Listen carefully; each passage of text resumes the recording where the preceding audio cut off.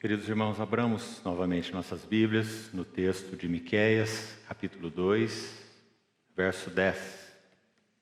Levantai-vos e ide-vos embora, porque não é lugar aqui de descanso. Uma outra versão diz: levantai-vos e andai, não é aqui o vosso descanso. Vamos mais uma vez orar ao Senhor. Querido Pai Celestial, com gratidão e regozijo nos nossos corações, nos apresentamos juntos aos Teus pés nessa noite.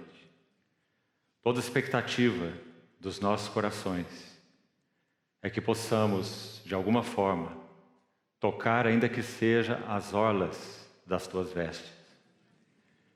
Desejamos ardentemente que Tua bendita presença e palavra sejam por nós reconhecidas.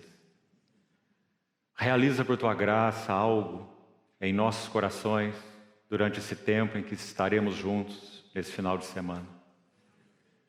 Desejamos realmente receber o que o Senhor quer nos dar. Por isso, predispõe os nossos corações. Carecemos de ouvir-te, carecemos seguir-te. Por isso te suplicamos, ilumina a Tua palavra, Senhor.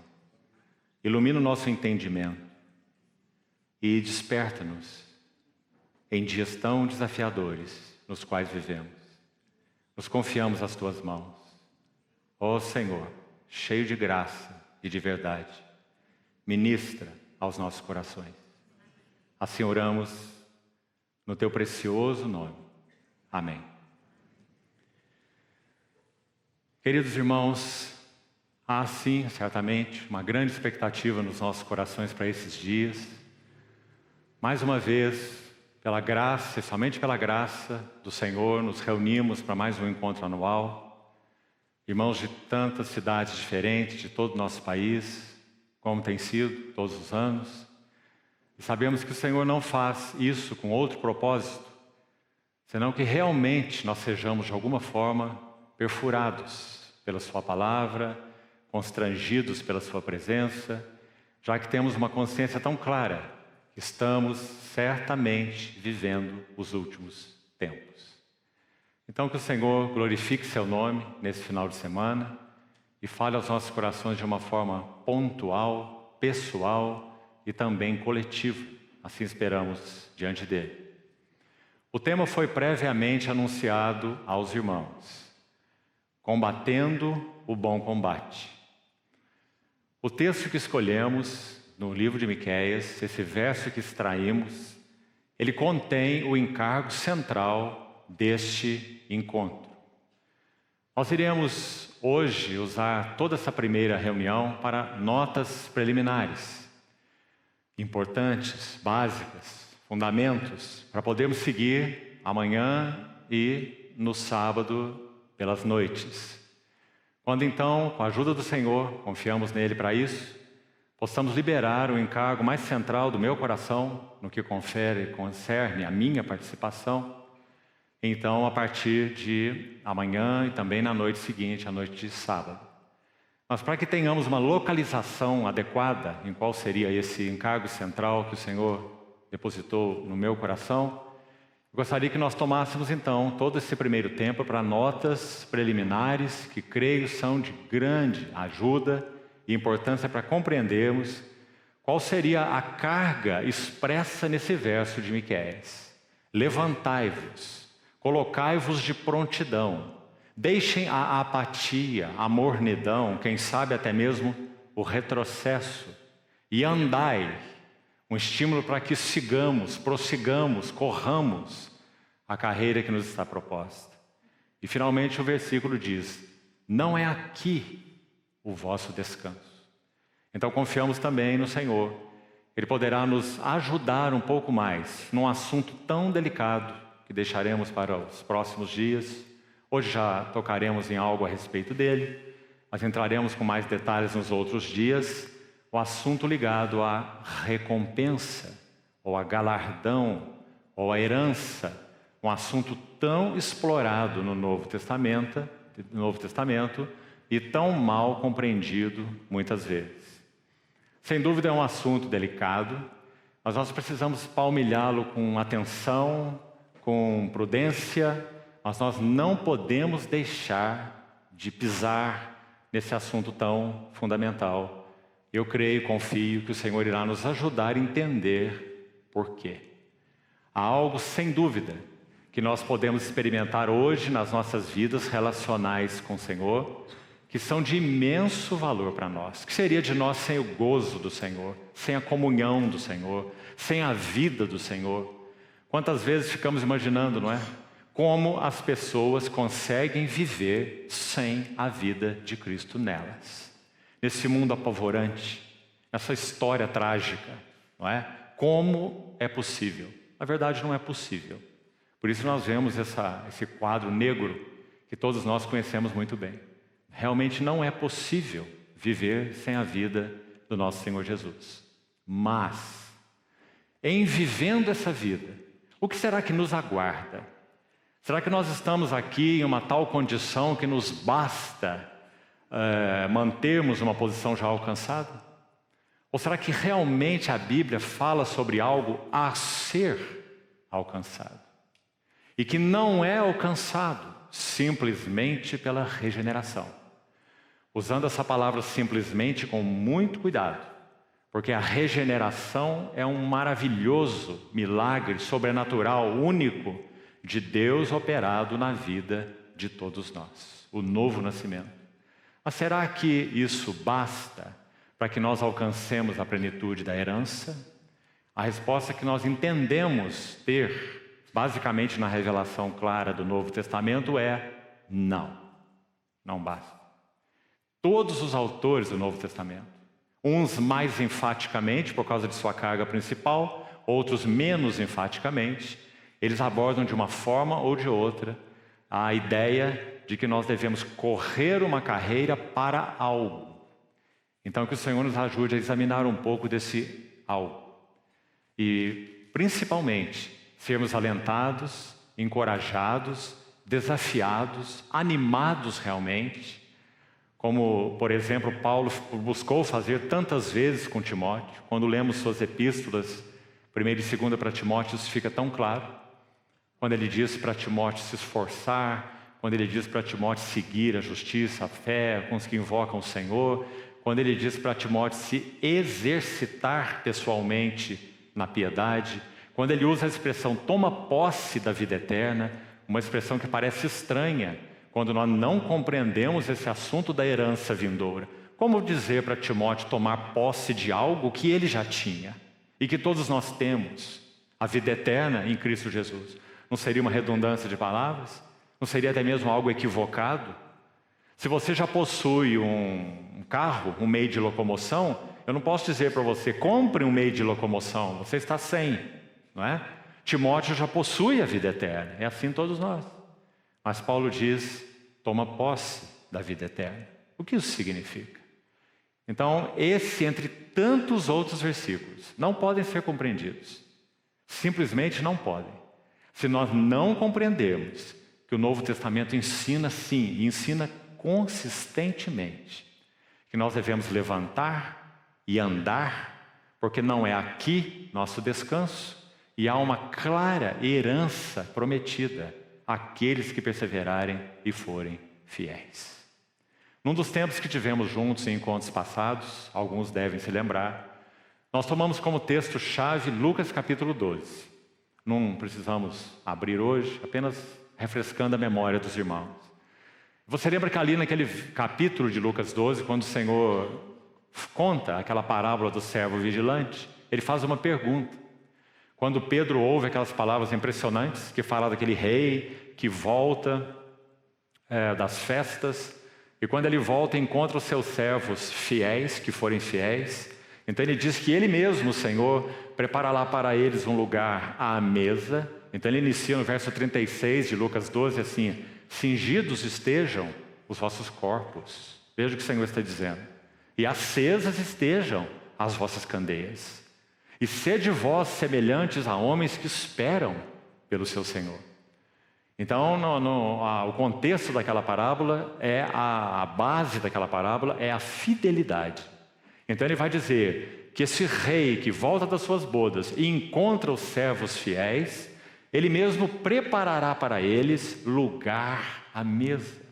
Veja o que o Senhor está dizendo, que figura maravilhosa. E diz que ele, o próprio Senhor, se cingirá e lhes servirá.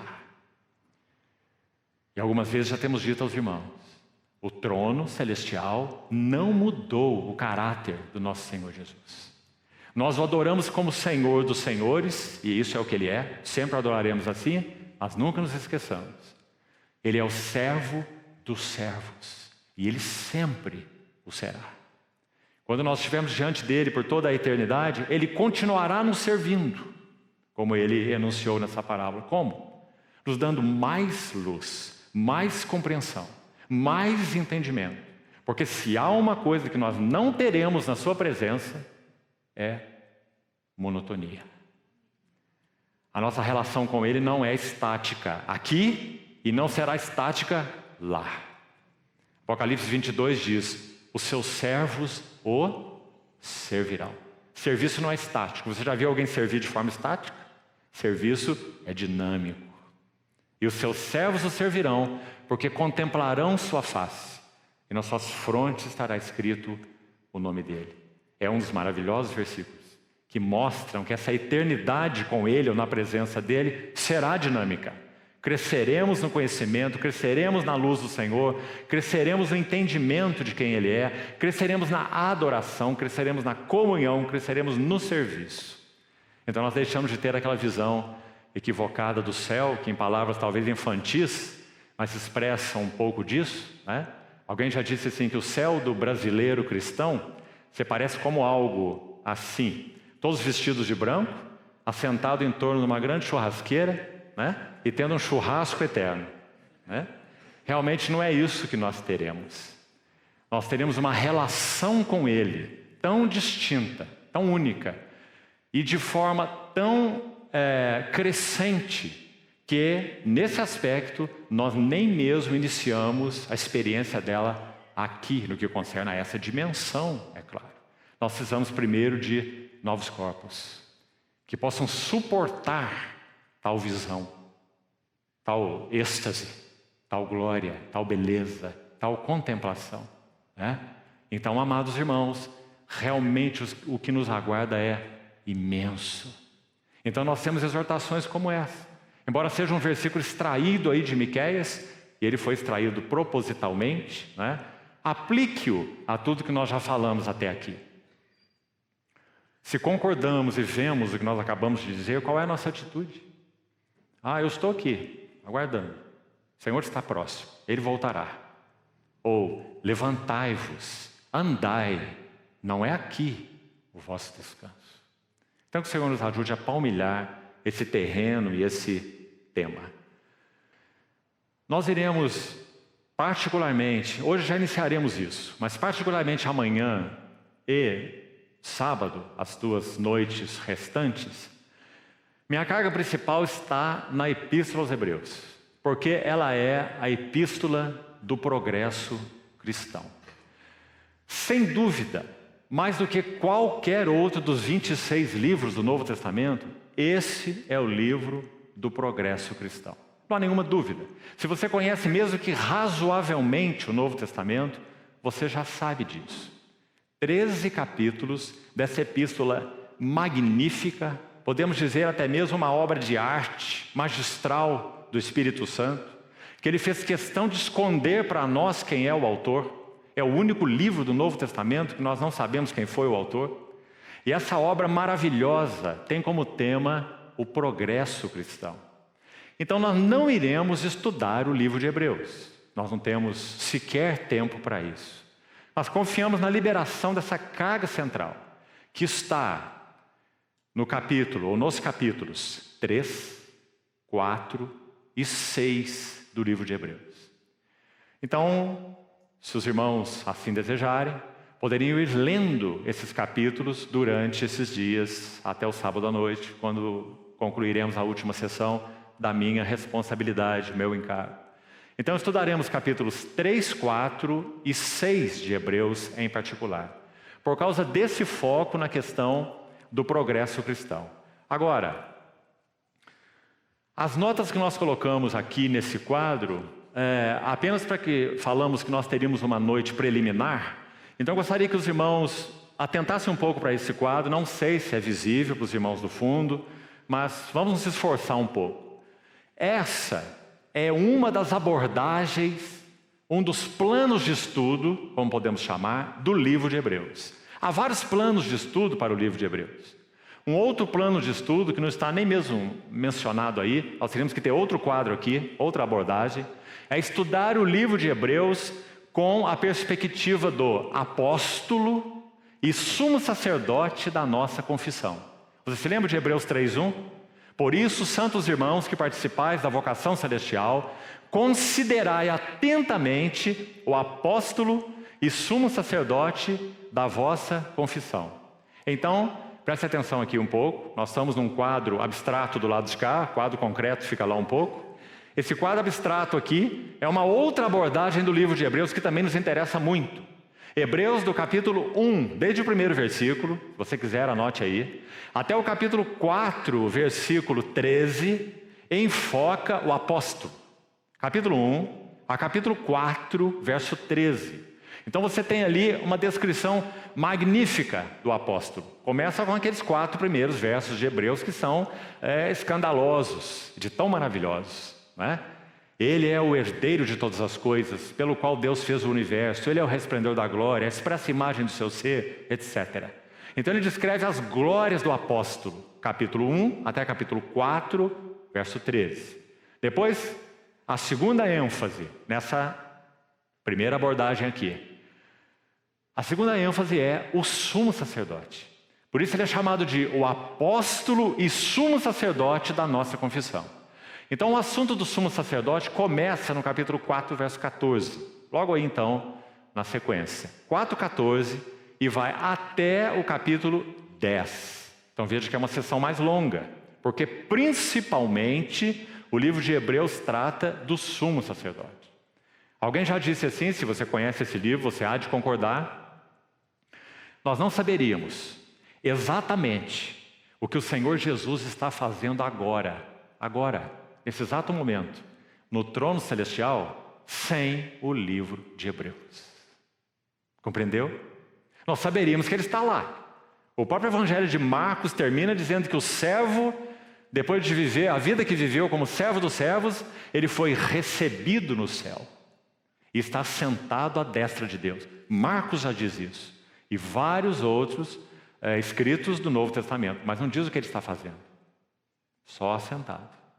Somente o livro de Hebreus vai nos dizer o que ele está fazendo. Então, veja que tema tremendo. O sumo sacerdote que vive para interceder por nós, que estabeleceu um trono de graça, capítulo 4, onde nós podemos chegar com confiança, que se compadece dos ignorantes e dos que erram, que assentado lá aguarda que todos os seus inimigos sejam postos por estrados dos seus pés, e muita coisa mais, que não vamos nos alongar aqui para não fugirmos do tema. Então essa seria uma abordagem preciosa para o estudo de Hebreus. Aqui está uma segunda abordagem, ainda há uma terceira, que nem vou entrar nela para não cair na tentação de seguirmos com esse assunto, já que nós queremos fazer só uma abordagem preliminar. Aqui está uma segunda abordagem linda desse livro, e o livro de Hebreus contém 5 passagens exortativas. Por isso o capítulo 13, verso 22, guarde aí, diz assim: rogo-vos que suporteis a presente palavra de exortação. Agora esse autor foi de tal forma iluminado pelo Espírito Santo, que nós quase nos escandalizamos quando ele escreve esse versículo, isso é Hebreus 13, 22, e escreve assim na continuação: quanto mais, quanto eu vos escrevi resumidamente. Será mais que ele tinha para escrever para nós. 13 capítulos foram seu escrito resumido. E então, digamos que nós podemos resumir essa palavra de exortação. Olha esse termo aí em Hebreus 13, 22. singular, a presente palavra de exortação. Então, o que é o livro de Hebreus? Nessa abordagem aqui, ele é uma única palavra. Ele é uma palavra de exortação. Como essa palavra de exortação foi, me permita a expressão, montada, arquitetada, estruturada pelo Espírito Santo. Ele é um mestre único. Então, sabe o que ele fez? Ele estruturou as exortações em 5 etapas. Podemos dizer, 5 degraus. Se você está conseguindo enxergar o quadro, lá está a passagem da primeira exortação, capítulo 2, de 1 a 4. A segunda, capítulo 3, verso 7 a 4:13. A terceira, capítulo 5, verso 11 até 6, verso 20. A quarta, capítulo 10, do verso 26 a 39. E a quinta, capítulo 12, verso 25, a 29. Está vendo? Essas pequeninas seções são 5 passagens parentéticas. Significa que um parêntese abre aqui, um parêntese fecha lá. Então, digamos, são passagens entre parênteses, porque o Espírito Santo deixa o ensino e passa para a exortação. Agora, é claro que você percebeu que entre esses textos estão capítulos, não é assim? Então, você entendeu o que o Espírito Santo está fazendo? Veja, por exemplo, no capítulo 1, já que é a primeira passagem de exortação, começa no capítulo 2 e vai nos versos de 1 a 4. Tá? Se esforce para você poder acompanhar. Então, o que acontece no capítulo 1? O capítulo 1 não é exortativo. O capítulo 1 é de ensino. E qual é o ensino do capítulo 1? As glórias do Filho. Então, depois de ele descrever as tremendas glórias do Filho, ele tem algo para nos dizer. Porque o ministério do Espírito Santo basicamente é duplo. Ele é o ensinador e ele é o exortador. Irmãos, não adianta apenas nós sermos ensinados em nossas mentes, ou mesmo no nosso coração. Isso seria, sem dúvida, uma coisa já maravilhosa, mas nós precisamos de mais. Nós precisamos que, além do ensino, um aguilhão nos penetre, que possa provocar em nós um despertamento. E essas são as exortações. Então, quando ele descreve a primeira exortação, qual é o seu pano de fundo? Aí está o pano de fundo, não quero também entrar nisso, senão vamos ficar a noite toda com esse quadro aí, mas lá estão os panos de fundo de cada exortação. Então, você pode entender o que o Espírito Santo faz quando exorta daquela maneira. Então você está vendo que o pano de fundo da primeira exortação é o Sinai e o Calvário, fazendo contraste. O segundo, deserto e Canaã. O pano de fundo da terceira exortação, Canaã e os seus frutos. O pano de fundo da quarta é o Santíssimo, ou Santo dos Santos. E o pano de fundo da última é a Nova Jerusalém e o Monte Sião. Agora, o que me interessa aqui para já deixarmos esse quadro e seguirmos. Olha o progresso da exortação. Olha por que esse livro é o livro do progresso cristão. Porque nós entendemos o Senhor dimensioná-lo nesse tema geral da nossa conferência para esse ano. Combatendo o bom combate. Levantai-vos, andai, não é aqui o vosso descanso. Veja, o livro de Hebreus, ele menciona de modo crescente os níveis de pecado. Queria que você notasse isso. Pecado tem níveis, irmãos. Nós nunca, se você olhar qual é o pecado mencionado ali, você vai ver o último, da última exortação, você vai ver a palavra indiferença. Nenhum cristão passa de um momento para outro a indiferença. Praticamente impossível. Sabe como ele começa o seu processo de degeneração? Com negligência. Não é com indiferença. A indiferença está lá no fim. Quando ele chegar à indiferença, Hebreus 12, por isso é tão importante você conhecer bem o livro, ele vai citar o exemplo de Esaú. Esaú não foi negligente com a herança que ele tinha como filho mais velho, o direito de primogenitura. Ele não foi negligente, ele foi indiferente. Ele diz, de que me vale um direito de primogenitura, se eu estou agora aqui morrendo de fome? Então, meu irmão, me dá a sua sopa de grãos, de lentilhas, e tá bom demais, fica com o direito de primogenitura, não é? Agora, aqui eu estou morrendo de fome. Você viu o que ele fez? Então vai dizer, por um repasto, vendeu o seu direito de primogenitura. Por isso, amado irmão, o livro de Hebreus contém as exortações mais penetrantes de todo o Novo Testamento. Sabe por quê? Porque o livro de Hebreus contém os privilégios mais altos de todo o Novo Testamento. Então, para que você toque nos privilégios, você tem que tocar nas responsabilidades. Então, ele faz isso com um equilíbrio maravilhoso. Então, apenas para que vejamos algo. O primeiro nível, me permita essa expressão, de pecado é negligenciar.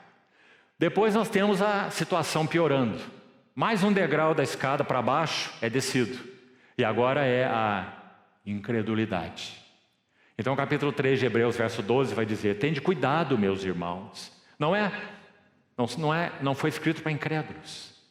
Não é qualquer outro que não seja irmão. Não é um falso irmão. Alguns querem acomodar o livro de Hebreus à sua teologia, à sua própria teologia. Não dão lugar para que a Bíblia fale por si mesma.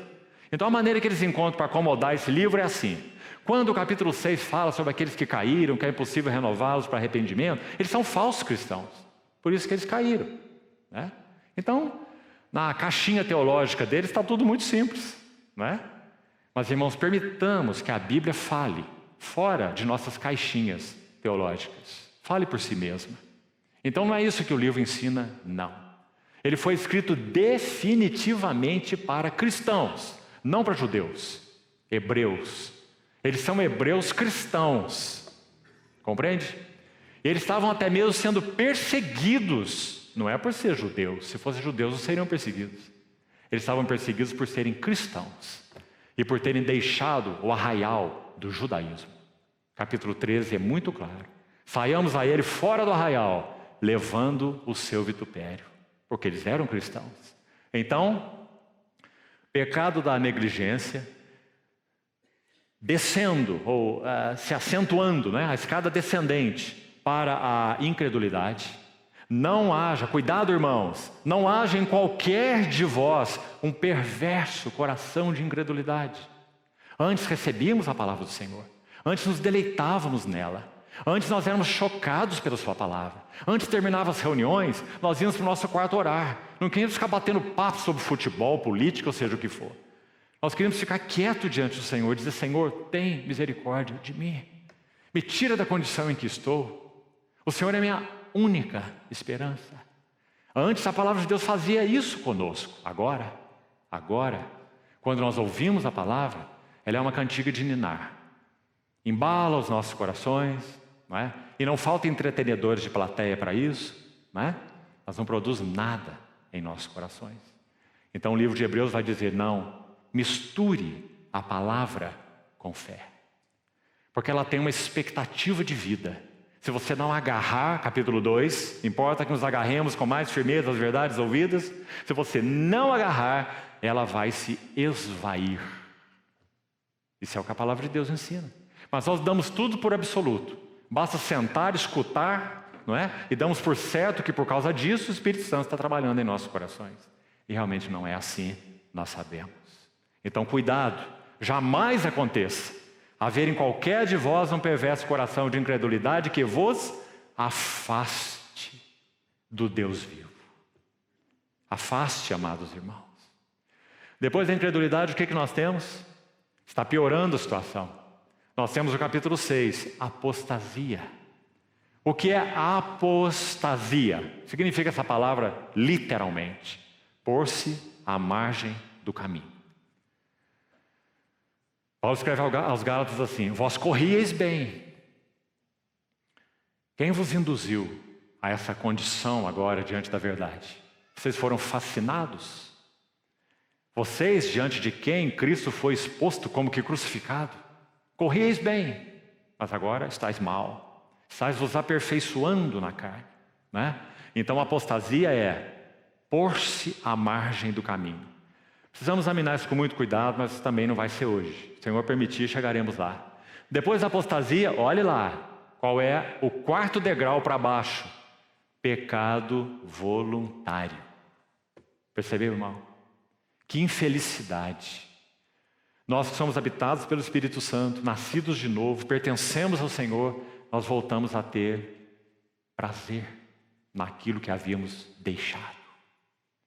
Hábitos pecaminosos, conduta pecaminosa, distrações pecaminosas, conversas pecaminosas, pecado voluntário. Mas ainda não é o fim, embora já seja uma condição tão triste, não é? Há o 5º degrau para baixo, que é exatamente a indiferença. Quando não faz diferença para nós nada mais. Reunir ou não reunir é a mesma coisa, abrir a Bíblia ou não abrir a Bíblia é a mesma coisa, orar não faz a menor diferença, estar com os irmãos também não é? Quando nós somos exortados, onde você está sendo muito radical, não é bem assim, Deus é bondoso, é misericordioso, e nós estamos nos esquivando, porque nosso coração já está indiferente. Queridos irmãos, nesses dias que antecedem a vinda do Senhor, nós precisamos de novo sermos despertados, perfurados, penetrados pela palavra do nosso Senhor.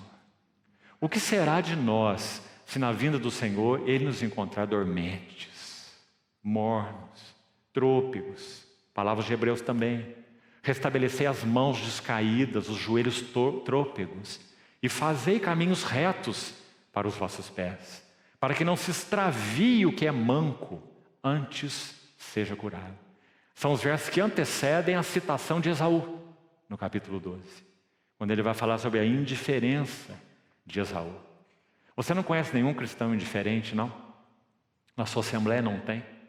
Não tem muitos que já passaram e foram embora há muito tempo, já mundanizados, vivendo em pecado, quem sabe deixaram suas famílias, seus cônjuges, seus maridos, suas esposas. Você não conhece ninguém assim?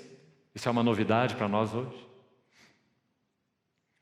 Parece, amados irmãos, que estamos de alguma forma vivendo um período tão tenebroso que o nosso coração tem, sim, sido muito afligido. Daniel 7,25, um texto que várias vezes já citamos para os irmãos, Daniel 7,25. Profeticamente entendemos que esse capítulo destaca, em particular, o reino final do anticristo, antes da vinda do Senhor. E é dito nesse versículo que ele terá uma atuação particular no sentido de magoar os santos do Altíssimo. Assim está em Daniel 7,25. Ele magoará os santos do Altíssimo. Sabe quem são esses? São aqueles que são os herdeiros do reino. O próprio contexto ali vai dizer: os santos do Altíssimo possuirão o reino. E também vai dizer: ele magoará os santos do Altíssimo. E a palavra lá é uma palavra aramaica. O texto de Daniel foi composto uma parte em hebraico, outra parte em aramaico. Por causa da volta do cativeiro, o povo esqueceu o hebraico e aprendeu a língua dos conquistadores, que era a língua persa, que era o aramaico. Então Daniel escreveu o livro, parte em hebraico, parte em aramaico, e ali a palavra é aramaica e é muito específica. Sabe o que ela fala? Ela fala de um desgaste mental, pressão mental, aflição mental, muito interessante. Por que o Espírito Santo escolheu essa palavra? Ele, anticristo, magoará os santos do Altíssimo. Pressão, aflição, desgaste mental, principalmente, para que nós fiquemos impermeáveis à palavra do Senhor. Que o Senhor, amados irmãos, por sua misericórdia, nos guarde dessas coisas. Então, indiferença é o último nível. Agora, observe os privilégios descritos ali no quadro. Veja os privilégios. Nós temos uma tão grande salvação. E está lá o tema da primeira exortação, né? Nós temos uma vocação celestial. Nós temos um acesso à maturidade. Somos chamados ao progresso, capítulo 6, que vamos estudar com mais detalhes. Todos fomos chamados para a maturidade. O Senhor requer e aguarda isso de nós. Como um querido, amado, bondoso pai aguarda dos seus filhinhos. Que eles cresçam em estatura, cresçam em conhecimento, cresçam em caráter, sejam homens maduros, não é? Assim nosso Pai Celestial. Então, está aí mais um privilégio, chamados para a maturidade. Nenhum de nós tem nenhum empecilho para amadurecer. Tudo está posto diante de nós. Quarta exortação, na sequência, nós temos o privilégio de viver no Santíssimo, porque um novo e vivo caminho foi aberto pelo sangue de Cristo. Então, tenhamos intrepidez para entrar. Capítulo de muita ajuda para nós também. E por último, o que é dito? A última exortação, qual é o privilégio dela? O prêmio, ou o reino, ou herança. Esses termos são intercambiáveis. O prêmio da soberana vocação de Deus em Cristo Jesus. Paulo escreve assim aos Filipenses, no capítulo 3. Prêmio, herança, reino, são palavras intercambiáveis. Aí você vai me dizer, ora, mas todos os cristãos vão reinar com Cristo na sua vinda. Realmente, irmão, isso carece de base no Novo Testamento. E que o Senhor nos ajude, então, a entrar um pouco nesse assunto durante esses dias. O Senhor possa ser gracioso conosco. Agora, vamos seguir ainda com algumas notas preliminares. Abra, por favor, o livro de Hebreus, então. É para lá que nós vamos. Hebreus capítulo 1. Algumas citações apenas faremos, não leremos, para que sejamos mais ágeis. Como nós falamos, os primeiros 4 versículos do livro de Hebreus, eles descrevem 7 glórias do Filho. O livro já começa com essa descrição sublime do nosso Senhor Jesus. Agora, gostaria que você fosse comigo rapidamente por alguns versículos para observar aqui uma palavrinha-chave que aparece aqui repetidas vezes. Capítulo 2, verso 1. Apenas a primeira expressão. Veja aí, Hebreus 2:1. Por esta razão. Apenas isso. Por esta razão. Qual é a razão? A razão são as glórias descritas do Filho no capítulo 1, promovem ou devem promover algo nos nossos corações, uma reação em nossos corações. Qual é?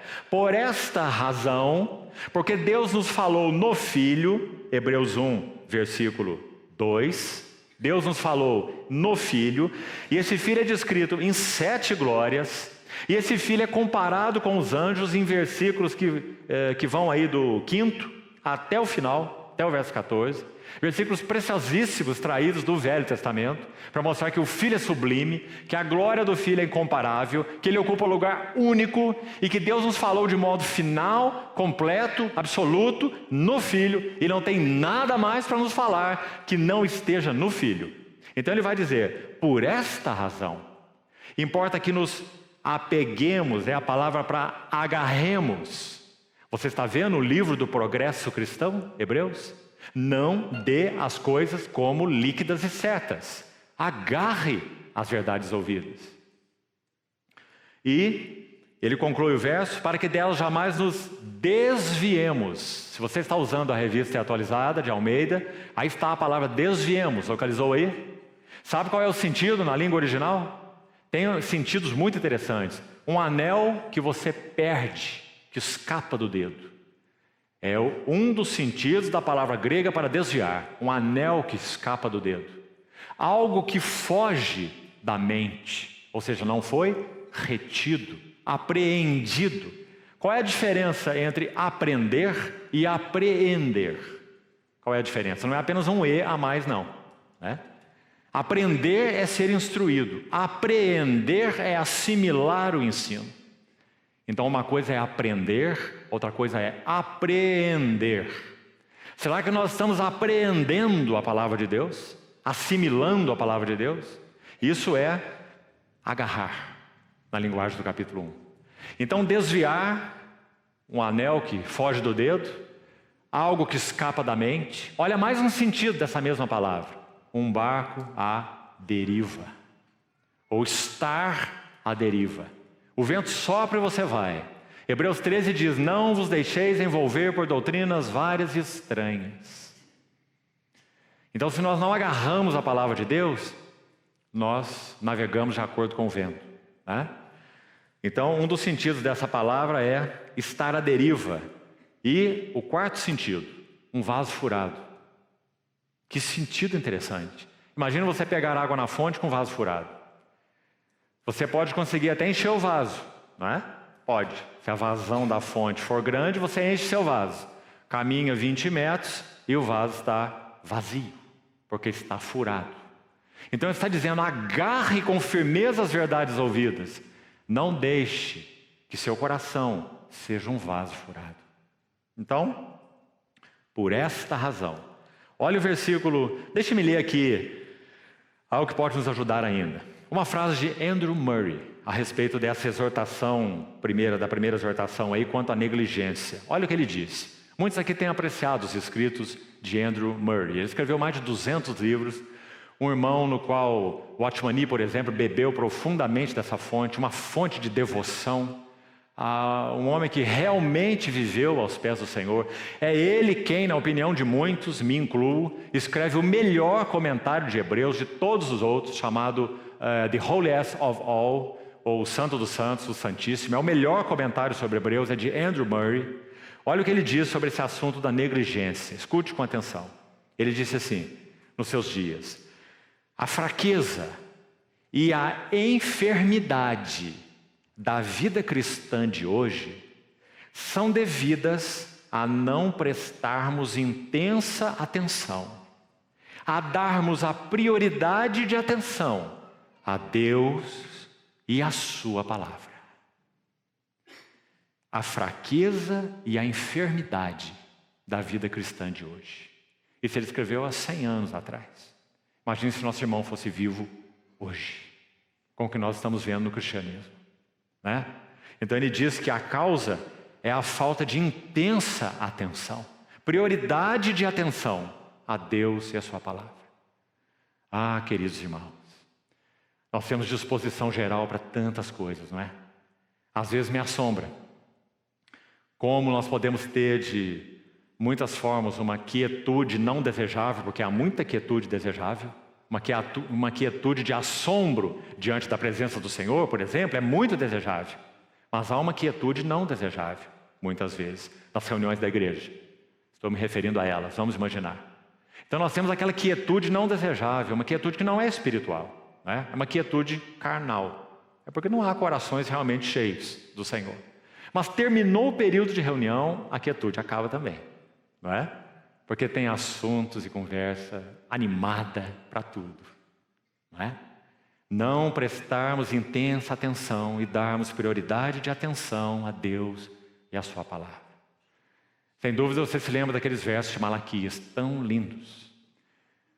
Os que temiam ao Senhor falavam uns aos outros e o Senhor atentava e ouvia. E havia diante dele um memorial escrito para os que se lembram do Senhor, temem o seu nome e se lembram dele. Eles serão para ele um tesouro particular naquele dia que separarei. Que lindo, irmãos. É isso que o Senhor tem aguardado dos nossos corações. Uma reação à sua bendita palavra. Porque necessidades nós temos muitas, não é? Mas temos dado prioridade de atenção, temos dado intensa atenção. Segunda frase é de Griffith Thomas, um outro erudito cristão, escreve um lindo comentário sobre Hebreus. O Holiest of All ainda, infelizmente, está disponível apenas em inglês, mas Griffith Thomas você tem em espanhol. Já facilita bastante a leitura para muitos irmãos. E o título do comentário dele é O Progresso do Cristão. E Griffith Thomas, nesse comentário, escreve assim, escute com atenção. Um dos maiores perigos na vida cristã é perder o interesse, o prazer e o amor naquilo que se torna tão familiar e conhecido por nós.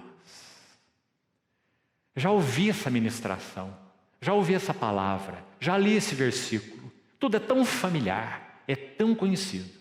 E nós perdemos o prazer, perdemos o interesse e perdemos o amor. As moedas espanholas da época das navegações espanholas, mais intensa época dos descobrimentos, a Espanha atuou de uma forma tão intensa nas navegações, que eles, e descobrindo tanta coisa naquele tempo, espanhóis e portugueses, você sabe, que eles cunharam moedas naquela época, e na moeda estava escrito assim, non plus ultra. Sabe o que isso significa? Não ou nada mais além. Bastante soberbos esses espanhóis, né? Já descobriram tudo. não há nada mais além. Non plus ultra. Que isso nunca caracterize, amados irmãos, os nossos corações. Sempre há mais naqueles versículos que nós já lemos 200 vezes. Sempre há mais nesse livro maravilhoso. Sempre há mais.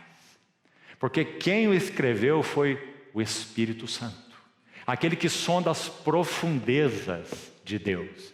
Como diz Coríntios capítulo 2. Não é? Então nós sempre devemos estar em condição de deslumbramento diante dessa palavra. Se ela se torna familiar e conhecida apenas, nós estamos em grande perigo. Senhor nos guarde disso também. Capítulo 3, versículo 1 de Hebreus. Veja mais uma vez a expressão paralela que lemos no capítulo 2. Se no capítulo 2, verso 1, nós temos por esta razão, importa que nos agarremos, já explicamos, para que não nos desviemos, também já explicamos o que é desviar. Agora aqui ele repete a mesma expressão, por isso. Está vendo aí? Por esta razão, capítulo 2, por isso, capítulo 3. Por isso o quê? Se no capítulo 2, verso 1, ou por essa razão, é por causa das belezas do Filho, as glórias do Filho, porque Deus nos falou no Filho. Então por essa razão agarre as verdades ouvidas para que você não desvie. O capítulo 3 está indo além. Está dizendo, por isso, santos irmãos. Esse isso agora é o quê? Então aí dependemos do capítulo 2. Sabe qual é o isso? Vamos selecionar um verso só, para tentar explicar. O verso 5. Onde ele vai dizer assim: pois não foi a anjos que sujeitou o mundo que há de vir. Mais literalmente, o mundo que há de ser criado. Quando? Na vinda do nosso Senhor Jesus. Não foi a anjos que sujeitou o mundo que há de vir ou que há de ser criado, sobre o qual estamos falando. Mas a quem ele sujeitou? Ele cita o Salmo 8 e diz ao homem. Mas nós olhamos para o homem hoje, que tragédia.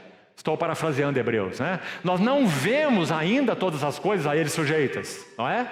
Mas ele vai dizer no verso 9, vemos, todavia, um homem, Jesus, por causa do sofrimento da morte, coroado de glória e de honra. Não é? Então ele coloca esse âncora da alma, palavras do capítulo 6, Jesus, e dizendo, corramos, capítulo 12, com perseverança a carreira que nos está proposta, para que nós ocupemos esse lugar junto com Ele e possamos ser uma expressão dele no seu reino. É isso que a Bíblia chama de herança, amados irmãos. Ela não é possuída de qualquer maneira. Não pense assim, para o bem da sua própria alma. Do contrário, nós temos que jogar fora quase todas as exortações do Novo Testamento, porque quase todas têm um escopo futuro, de algo que vai ser herdado, que está prometido para nós, que é condicional, que podemos obter ou não. Vida eterna nós já temos, não é? Mas e prêmio? E herança? E o que significa sermos vencedores? E esse assunto do reinar com Ele, o que isso significa? São só palavras na nossa cabeça? Então que o Senhor nos ajude nesses dias a prudentemente podermos pisar um pouco nesse assunto. Não vai aqui nenhuma intenção dogmática. Você sempre terá a liberdade de ter a sua própria ideia, pensar como pensar, mas vai aqui uma exortação sim. Cuidado com as caixinhas teológicas. Deixa a Bíblia falar por si mesma. Então vamos seguir. Por isso, santos irmãos, que participais de uma vocação celestial. O capítulo 1 é o capítulo do Filho. O capítulo 2, só para resumir a ideia, é o capítulo dos filhos. Lindo capítulo. Ele vai dizer que os filhos têm participação comum de carne e sangue. Então Jesus participou de carne e sangue, verso 14. Ele vai dizer, eis aqui estou e os filhos que Deus me deu. Então ele vai mostrar que esse filho, por sua graça e bondade, e pela obra que ele executou no Calvário, fazendo purificação de pecados, está lá no iniciozinho do capítulo 1. Então ele chamou, está aí no capítulo 2, verso 10, muitos filhos à glória. Capítulo 2. Então o capítulo 1 é o do filho, o capítulo 2 é o dos filhos. Que lindo, né? Capítulo 1 e 2 de Hebreus. Os filhos podem participar com o filho de tudo que ele é e tudo que ele tem. Mas veja, podem. Será que vão? O livro foi escrito para isso, irmão. O livro de Hebreus. para que nos encoraje a correr a carreira, para que participemos de tudo que está reservado para nós no Filho. Não fiquemos aquém. E nós vamos palmilhar versos impressionantes, que eu então perguntaria para você, se você não pensa dessa maneira, qual é a sua explicação? Eu te perguntaria. Verso, por exemplo, de Paulo aos Tessalonicenses, como ele diz assim: Deus vos chamou, então são chamados, são eleitos, são vivificados, são regenerados, têm vida eterna. Tudo isso acho que é ponto pacífico entre nós, não é? Senão, o que eles têm? Deus vos chamou para alcançar a glória do nosso Senhor Jesus Cristo. Se fosse automático alcançar a glória do nosso Senhor Jesus Cristo, Paulo não precisava dizer isso. Desnecessário essas palavras. Dizer, olha, fique tranquilo, tudo certo, não é? Aguarde só. E você vai alcançar a glória do Senhor Jesus Cristo quando Ele voltar.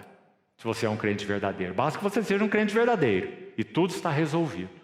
Irmão, nunca o Novo Testamento ensinou coisas assim. Nunca. Então que o Senhor nos ajude com prudência, sem dogmatismos, mas com o coração aberto, a examinarmos esses assuntos nesses dias. Então está aí, por isso, santos irmãos, que participam de uma vocação celestial, considerem Jesus. Uma notinha rápida para nós.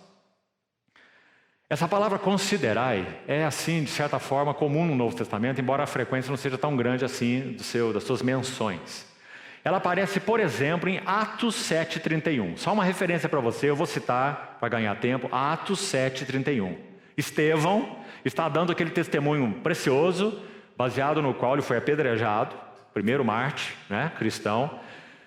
E quando ele está dando o seu testemunho da história de Deus com o seu povo, ele diz assim, que Moisés se aproximou, falando da sarça ardente, Atos 7,31, ele vai dizer que Moisés se aproximou para observar aquela visão maravilhosa.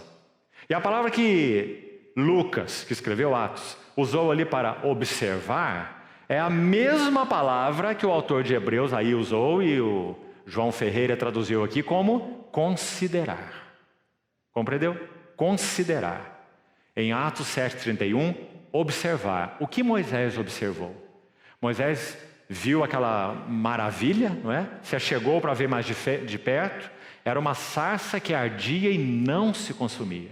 Então ele diz assim, eu vou me aproximar para ver mais de perto, observar essa visão maravilhosa.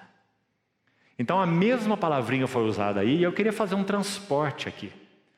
Por que o livro de Hebreus 3:1 diz, considerai o apóstolo e sumo sacerdote da vossa confissão? Está vendo? Vamos tomar esse texto aí de Atos 7,31 para nos ajudar. Em outras palavras está dizendo, se achegue mais perto da sarça que arde, para que você veja, tenha essa visão maravilhosa.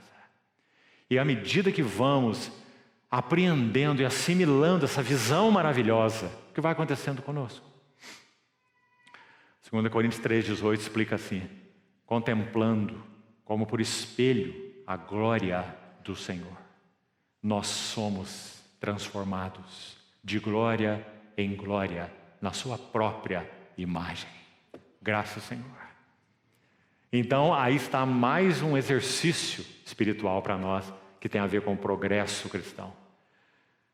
Corramos a carreira, olhando firmemente para Jesus. Considerai atentamente o apóstolo e sumo sacerdote.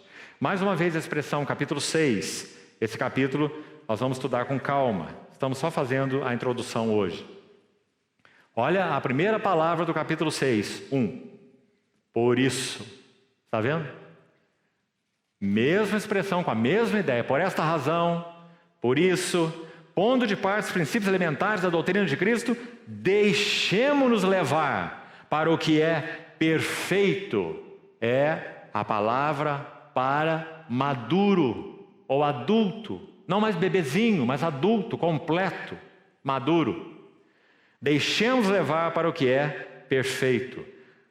Você já viu que esse versículo está dentro da terceira exortação desse livro, que vai do capítulo 5, verso 11, já falamos, e toma o capítulo 6 inteiro. Até o capítulo 6, verso 20, você já viu no quadro ali, né? Então, essa é uma palavra dentro da terceira exortação. Não permaneça bebê. Não dê tudo por líquido certo, embora sim você pertença ao Senhor. Nunca, ninguém e nada te separará dele. Isso sim, você pode pôr um ponto final aí, é garantido. Mas não é esta a questão. A questão é, ele virá. A questão é, ele reinará. E a questão é, nós temos nos aprontado como noiva para esse dia? Se perseverarmos, com ele reinaremos. Se o negarmos, ele por sua vez nos negará. O que significa nos negará? Será que é nos enviar para o inferno? Não. Então o que é? O Senhor nos ajude a entender melhor talvez um pouco nesses dias. Se formos infiéis, ele permanece fiel porque não pode negar-se a si mesmo. Mas será que Paulo está dizendo que nós temos algo a perder? Ou não? É claro que está, sim. E o que nós temos a perder? Então, finalmente, vamos para o capítulo 10, verso 35. E aqui já estamos avançando. Não é para o final não, viu? Avançando para o meio. Ainda tem outra metade. Capítulo 10, verso 35. Abra, por favor, sua Bíblia. Capítulo 10, verso 35. Olha, não abandoneis, portanto, por isso, por essa razão, não abandoneis, portanto, a vossa confiança. E agora, ela tem grande galardão. Bom, primeira coisa que nós vamos dizer aqui, a palavra galardão aparece em Hebreus 3 vezes. E o sentido dessa palavra não gosto de ficar citando palavra em grego não, que acho que isso aí não nos ajuda muito. Mas vou fazer isso porque os irmãos precisam atentar para uma terminação aqui que vai se repetir. Essa palavra para galardão no grego é mistapodosia. Mistapodosia. Guarde esse podosia. Mistapodosia. Ela aparece só em Hebreus. Somente em Hebreus. 3 vezes. Vamos ver onde está, para sejamos ajudados. Com a ajuda do Senhor, isso já vai lançar uma base para os nossos 2 dias seguintes aí. Então volte aí para o capítulo 2, por favor, de Hebreus, verso 2. Se a palavra se tornou firme, se tornou firme a palavra falada por meio de anjos, e toda transgressão e desobediência recebeu justo castigo, assim está na versão que estou lendo, você pode ter uma outra tradução aí. E interessante que a palavra castigo aqui é exatamente a palavra mistapodosia, porque o sentido dela é recompensa, né? Então aqui foi traduzido como castigo, porque o tradutor tomou a liberdade, né, de fazer a interpretação dele e entender, e ele está correto, que aqui está falando sobre uma punição. Porque aquela palavra que foi falada por meio de anjos e não foi ouvida, Deus puniu o seu povo. Claro, Ele é um Deus justo. O Deus cheio de amor é um Deus justo, ou nós temos apenas uma faceta do caráter do nosso Deus? Se temos, nós estamos desequilibrados, né? Ele é cheio de graça, mas também é cheio de verdade. Ele é amor, mas Ele também é luz. Deus é luz, Deus é amor, no pleno equilíbrio. Deus é graça, Deus é verdade, né? Então essa transgressão e essa desobediência dos tempos de Moisés, do tempo da lei, diante da palavra que foi falada por anjos, ela recebeu uma recompensa, uma mistapodosia, que aqui foi traduzida como castigo. Está compreendido isso, irmão? Vamos seguir então. A próxima menção é o capítulo 10, verso 35. Abra, por favor, que acabamos de ler, quando é dito que se não abandonarmos a nossa confiança, se não abandonamos a nossa confiança, ela tem grande galardão. Mesma palavra, mistapodosia. Galardão, que significa então recompensa. E quero ler um significado específico dela daqui a pouco. Vamos para a última menção do livro de Hebreus. Veja como é bonita também. Do capítulo 11. Abra, por favor. Falando sobre Moisés e a sua atitude no Egito, quando compreendeu o chamamento do Senhor, e depois saindo, para aquele treinamento de 40 anos no deserto sozinho, e depois mais 40 anos junto com o povo, você sabe.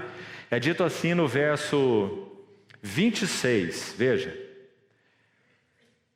Moisés então considerou o opróbrio de Cristo, a vergonha, a ignomínia, o opróbrio de Cristo, por maiores riquezas do que os tesouros do Egito. Por quê? Porque Moisés fez uma troca, naturalmente falando, insana. Quem troca tesouro por sofrimento? Só o doido, não é? Por que Moisés fez essa troca? Qual é o motivo? Leia sua Bíblia. Porque ele contemplava o galardão. Irmão, que verso maravilhoso. Nós só iremos trocar glórias em quaisquer sentidos, Acho que essa palavra resume muito bem o que podemos obter aqui nesse mundo. Prazeres, deleites, coisas, os quero e quero, não é? Nós só podemos trocá-los se nós contemplamos qual é o galardão. Só. Se não contemplamos o galardão, nunca trocaremos prazeres, deleites e coisas do mundo. Então, linda aplicação dessa palavra, porque cita um exemplo vivo. Foi isso que Moisés fez. E fez porque contemplava uma recompensa. Às vezes, irmão, quero dizer primeiro isso.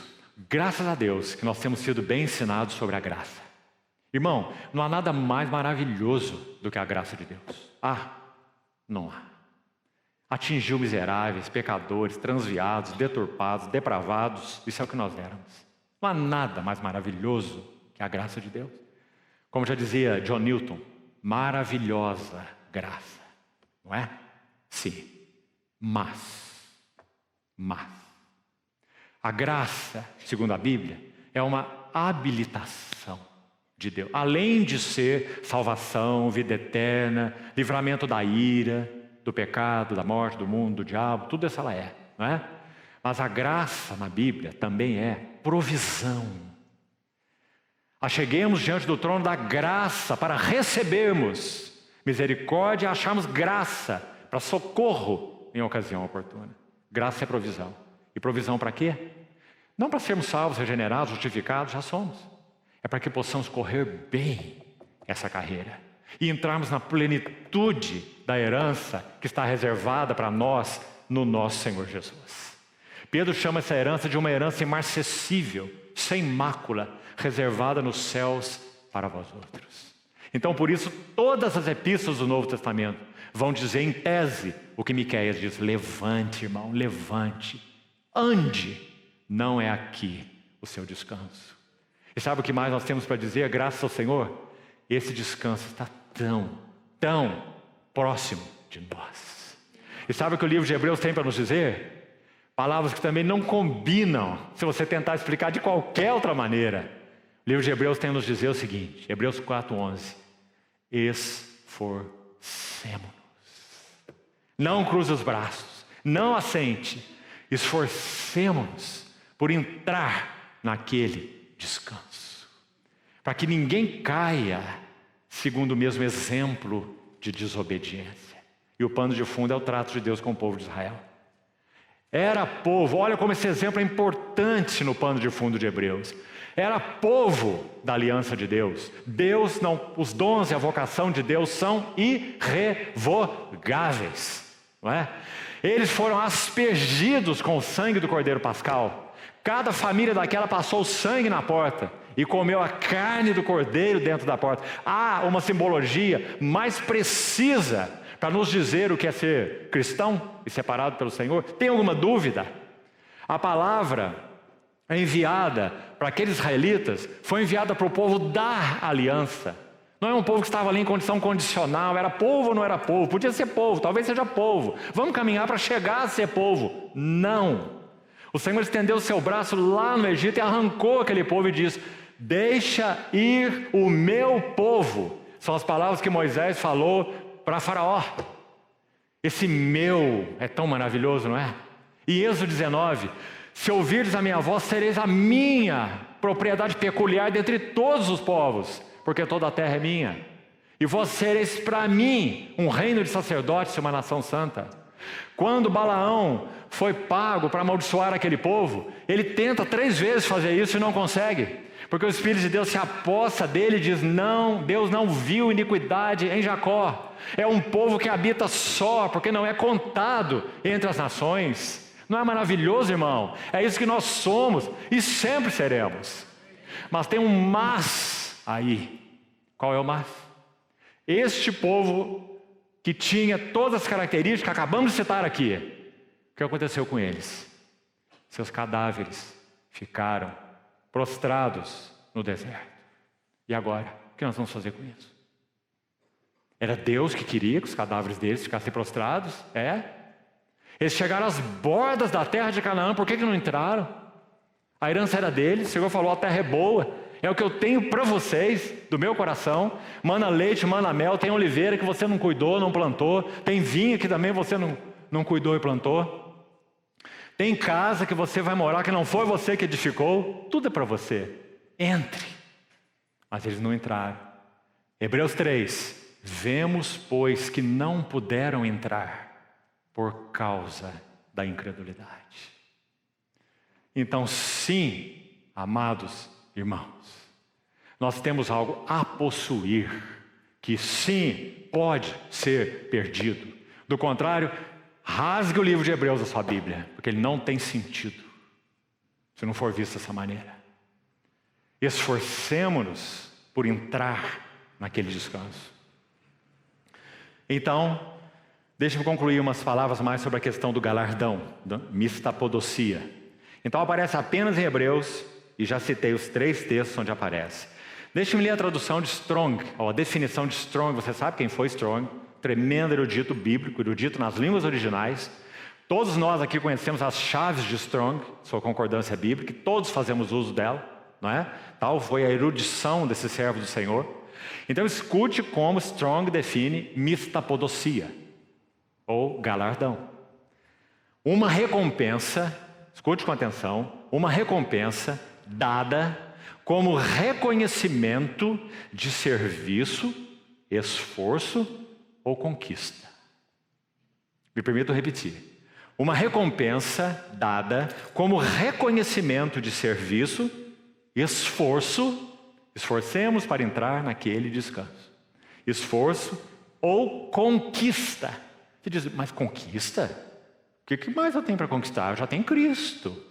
Tenho todas as coisas, tenho vida eterna, sou justificado, sou dele, ninguém vai me separar dele, não vou para o inferno.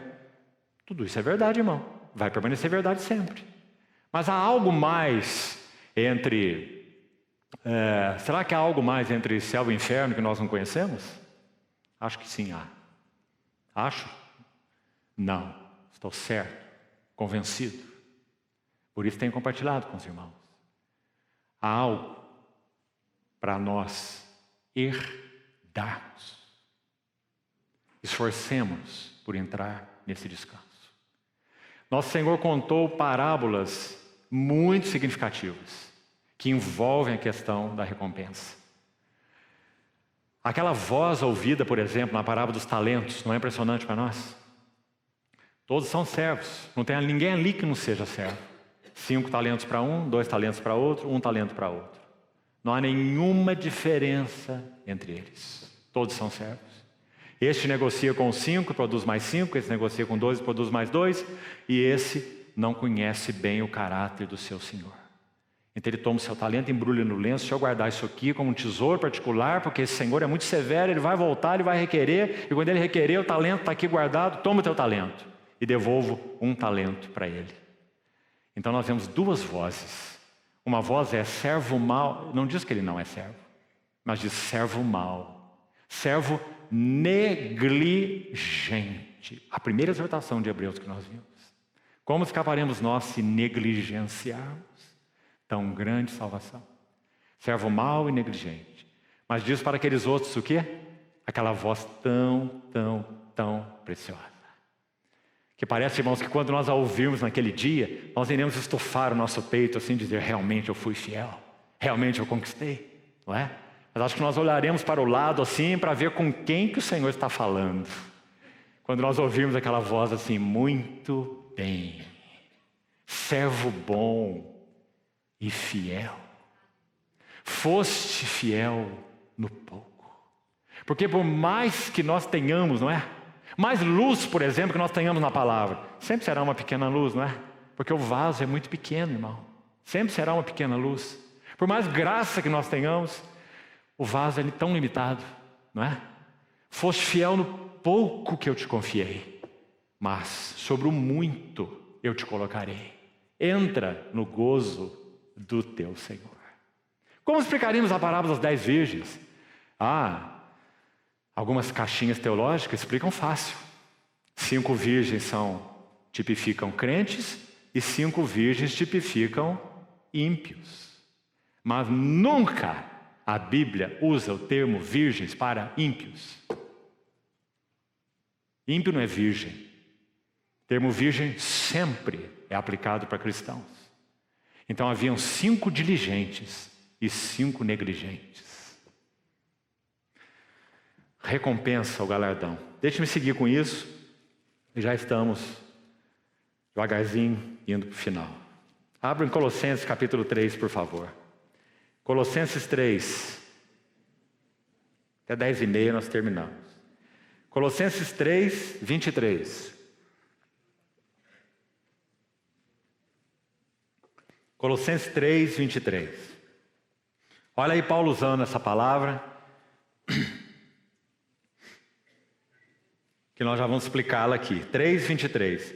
Olha, tudo quanto fizerdes, tudo, comer, beber, comprar, vender, plantar, edificar, tudo quanto fizerdes, fazei de todo o coração, como para o Senhor, e não para homens, cientes de que recebereis do Senhor a recompensa. Então, primeira coisa, está muito claro que está dizendo que se nós formos fiéis ao Senhor, temendo ao Senhor, no verso 22 ele fala sobre isso, né? Visando tão só agradar homens, não haja assim, não é? Visando tão só agradar homens, olha o final do verso 22. Mas com singeleza de coração, temendo ao Senhor. Então tudo que fizeres, fazei de todo o coração, como para o Senhor, não para homens, cientes de que recebereis do Senhor uma recompensa. Há uma maneira mais clara, irmão, de dizer que essa recompensa é condicional. Não é evidente pelo versículo? Não é? Se nós fazemos assim, tememos ao Senhor, servimos ao Senhor, fazemos algo aos homens, não como servindo a homens simplesmente, mas como ao Senhor, então nós estamos assegurados de que o Senhor irá nos recompensar. É isso que Paulo está dizendo. Se não é, então o que é que ele está dizendo? Não é? Então, certos de que recebereis do Senhor uma recompensa, mas não só recompensa da herança. Da herança. Que herança é essa? O que isso significa? A Cristo, o Senhor, é que estais servindo. Então, quando nós citamos aquela palavra no grego para os irmãos, fizemos a citação por causa disso aqui, mistapodosia, que só aparece em Hebreus 3 vezes. Aqui você tem a palavra recompensa, que tem a mesma ideia, mas agora é a palavra antapodosis. Agora olha esse podosis. Mistapodosia, antapodosis, a mesma terminação, né? E o que significa antapodosis? Vamos de novo recorrer a Strong, traduzindo ou explicando para nós essa palavra na língua original. Antapodosis significa compensação. Também, palavras dele, prêmio. O Senhor vai premiar alguns cristãos, mas não vai premiar outros cristãos. A inferência é lógica, não é? Também, segundo Strong, significa retribuir. E também, segundo ele, significa até mesmo remunerar. Remuneração. Certo de que recebereis do Senhor uma remuneração, uma retribuição, uma compensação. Essa é a palavra antapodosis, aí na língua original. E já vimos que essa antapodosis é uma herança. Está logo aí na frente. Recebereis do Senhor a retribuição, a recompensa do quê? De uma herança. Então vamos guardando essas ideias no nosso coração embora nós não estejamos entrando ainda nelas, esperamos na misericórdia, na graça do Senhor entrar nisso amanhã. Agora vamos para a última parte. Eu queria ainda nessas notas preliminares sugerir para os irmãos, no contexto de Hebreus, para sermos ajudados ainda nessa epístola, quais eram as características desses cristãos hebreus. E aí vamos aplicar agora mais a palavra aos nossos corações e confiamos no Senhor que sejamos ajudados. Vamos passar de modo objetivo, mas didático por isso. Primeira característica desses cristãos hebreus. Primeiro, eram cristãos, lembre-se bem. Não eram será que é, será que não é. São cristãos que pagaram preço por serem cristãos. Perseguidos, afligidos, sofreram espólio de bens. Está lá no capítulo 10, se você conhece a epístola, né? Então, a primeira característica deles, eram cristãos veteranos e cansados. Será que podemos receber alguma ajuda aqui? Sejamos sinceros diante do Senhor, queridos irmãos. Quantos anos de vida cristã nós temos? Os estudiosos, eruditos, vão nos ajudar aqui dizendo que, possivelmente, os destinatários dessa carta, os cristãos hebreus, tinham em torno de 8 anos de jornada cristã. Então vamos pensar em 8 anos. Se você já tem mais de 8 anos com o Senhor, você já devia ser mestre. Hebreus capítulo 5, versículo 11. Vai dizer assim: atendendo ao tempo decorrido, e se esse tempo, vamos nos basear com os 8 anos, atendendo ao tempo decorrido, já devíeis ser mestres. Os irmãos mestres e as irmãs mestras, como Paulo ensina para Tito, né? Mestras do bem, ensinando as jovens mais novas, recém-casadas, a amarem seus maridos, a temerem o Senhor e etc. Mestres, sejam irmãos ou sejam irmãs. Mestres instruindo outros. Mas o autor vai dizer, mas infelizmente, vocês têm necessidade ainda do leite e não do alimento sólido, porque não exercitaram suas faculdades. Vamos buscar entender o que significa isso na última sessão, quando chegarmos lá em Hebreus 6. Então, primeiro, eram cristãos veteranos e eram cristãos cansados. Querido irmão, assim como citamos o texto de Daniel 7:25, ele magoará os santos do Altíssimo. Isso não tem sido tão evidente nos nossos dias? Não tem. Sabe por que muitos animadores de palco têm feito o possível no meio do povo de Deus? Usando tantos artifícios? Porque eles veem nos próprios semblantes o cansaço, o desânimo, o retrocesso, a falta de mudança. Um não vai para lugar nenhum, entra ano, sai ano e não muda caráter, não muda vida. Irmãos que cada hora na reunião aparece com uma mulher, não é assim? E larga uma, e larga outra, e larga outra, os irmãos não sabem o que fazer, não é? Irmãos, nós não estamos exagerando em palavras, é isso que nós estamos vivendo. Ou não é assim, não é? Qual é a chance que a igreja tem de ser uma noiva ataviada para o noivo santo que nós temos? Qual é a chance? A única chance, irmãos, é que nós nos humilhemos de novo diante do Senhor. Arrepende e volta à prática das primeiras obras. Sabe o que Oséias diz em um dos seus capítulos? Tão lindo. Oséias vai dizer assim: por causa dos teus pecados estás caído. Por causa de teus pecados estás caído. Arrepende-te. No mesmo contexto, ele diz assim: eu sou como cipreste verde. O Senhor falando pela boca de Oséias. Eu sou como cipreste verde. De mim é que se acha o teu fruto.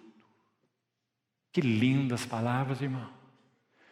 De mim é que se acha o teu fruto. Porque temos vivido vidas cristãs tão infrutuosas ou infrutíferas. Quem sabe tem realmente nos faltado mantermos-nos aos pés do Senhor, numa vida de união com Ele. De mim é que se acha teu fruto. Chega de cavar cisternas barrentas, rotas, que não retêm águas. Meu povo troca sua glória por coisa que é de nenhum proveito. Jeremias 2. Que clamor! Ele diz assim: ficai estupefatos, ó céus. Houve nação que trocasse seus deuses, ainda que não fossem deuses, mas o meu povo troca sua glória por aquilo que é de nenhum proveito. Ah, amados irmãos, vivemos dias tanta necessidade de arrependimento. 7 igrejas, 7 cartas, 5 delas, o Senhor chama ao arrependimento. E sabe o que ele diz para uma delas? Nessa sua fidelidade maravilhosa, ele não nega a sua fidelidade. Nós podemos ser infiéis, certamente. Ele vai permanecer fiel. Nós perderemos algo. Seu coração sofrerá, mas ele permanece fiel ao seu nome. Então ele diz assim: eis que te prostro de cama, se não te arrependeres. Assim escreveu a Tiatira, que era uma igreja literal, além do que ela tipifica. Vamos deixar o aspecto profético para lá, por enquanto. Tiatira era uma cidade que tinha uma igreja local. E o Senhor disse: eu vou prostrar vocês de cama, caso vocês não se arrependam. Como você lê um versículo desse? Oh, que Deus severo, vingativo, terrível. Como você lê esse versículo? Sabe como eu leio, irmão? Misericórdia maravilhosa. Quantos de nós foram prostrados na cama, literalmente, para que possamos chegar a uma conclusão sobre os nossos caminhos? Muitos irmãos aqui o foram. Algumas histórias eu mesmo conheço. Prostrados na cama para poder ter seus ouvidos abertos. O Senhor faz isso conosco. Você lembra aquela historiazinha tão conhecida, né? Que a ovelha furona, como é chamado, aquela que não para no aprisco, né? Sempre a grama do vizinho é mais verde, né? O boi, o gado, principalmente novo, faz muito isso também, chama de boi furão também, né? Eles colocam aquela mini canga no pescoço do boi para que ele não consiga fazer o furo e passar pela cerca, né? Quando você olha com aquele estrado no pescoço assim, você sabe que é o furão, né? Que sempre acha que a grama do vizinho é mais verde. O que o Senhor faz com as suas ovelhas? O que o pastor faz quando ele tem a ovelha furona, a ovelha que não sossega, a ovelha que foge, que extravia? Você sabe o que ele faz? Ele a fere, em alguns casos ele a quebra uma pata da ovelha e carrega essa ovelha no seu colo, para que de alguma forma ela seja disciplinada pela dor, mas também seja disciplinada pelo aconchego. Ele está dizendo: você está vendo o que significa dor, nas palavras da ovelha? Agora você está vendo o que eu faço com você na sua dor? O que eu quero de você? Então ele quebra uma pata e carrega a ovelha no seu colo. Ah, irmãos, quantas patas o Senhor já tem quebrado, não é? Mas quantas mais Ele terá que quebrar? Quem sabe para que aprendamos uma única lição. Lição de amor. Porque nosso Senhor tem entranháveis afetos e misericórdia. Não é assim? Então, essa é a primeira característica dos cristãos hebreus. O Senhor nos ajude a interpretá-las para nós. A segunda, que creio que também fala muito a nós e falará mais ainda na medida que o dia do Senhor se aproximar. Os cristãos hebreus estavam sofrendo muita perseguição. Se você quiser, eu não vou aos textos para não alongarmos muito. Se você quiser os textos sobre o primeiro ponto, que eram cristãos veteranos e também eram cristãos cansados, leia Hebreus 5, 11 e 12, anote aí. E depois leia o capítulo 12, versos 12 e 13. Ele vai falar sobre as mãos descaídas e os joelhos trôpegos. Mãos descaídas porque eles deixaram a posição de guarda, de vigia, de luta, armados, mãos firmes. Então suas mãos agora estavam frouxas, né? Sem guarda, sem vigilância, porque eles estavam muito cansados.